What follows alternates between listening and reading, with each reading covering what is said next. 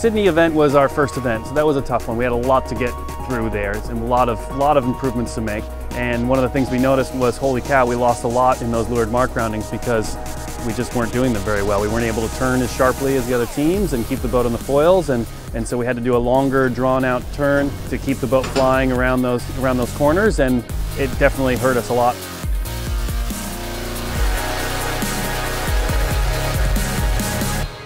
We're going to look at a roundup from Sydney. So at the top you can see the true wind angle, so we started off at about 130 degrees true and rounded up to about 70 degrees true.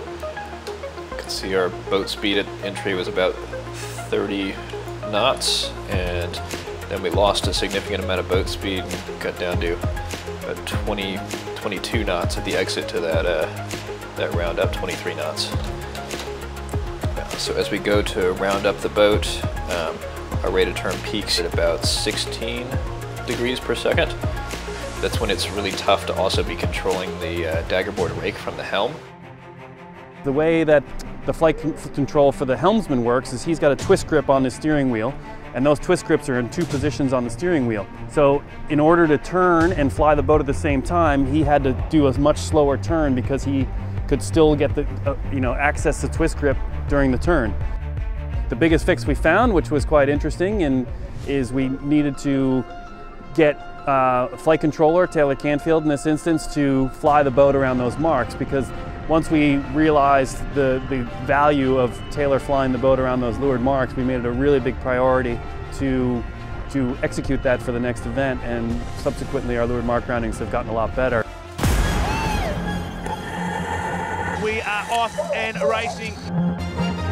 If we look at this roundup from San Francisco, so we've got nearly 23 degrees per second as a rate of turn for this particular roundup. So that's significantly faster.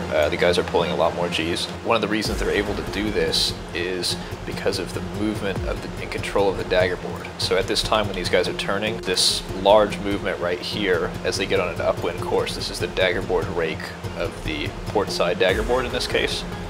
And as you turn to an upwind angle, you need to significantly increase the daggerboard rake. It starts off at about 0 degrees and goes up to 6.5 degrees. That's a lot of turns on your hand to get that daggerboard to the correct position for an upwind angle. And Taylor's able to do that from the pilot position very efficiently because he's got his hands on the controller as they're turning up through this maneuver and as they exit it. And obviously that's important because the faster you can turn from a downwind course to an upwind course, the faster you get going on your next leg, and the faster you get to your next mark. Look at the way they're rounding the mark. That is just about textbook, isn't it?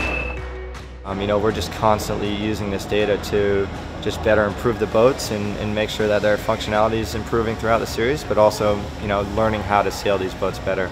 And that's a big goal for us as sailors, is to, always just trying to refine these little movements. And, the more we can work together and everyone's doing their job, the better the boat's going to perform.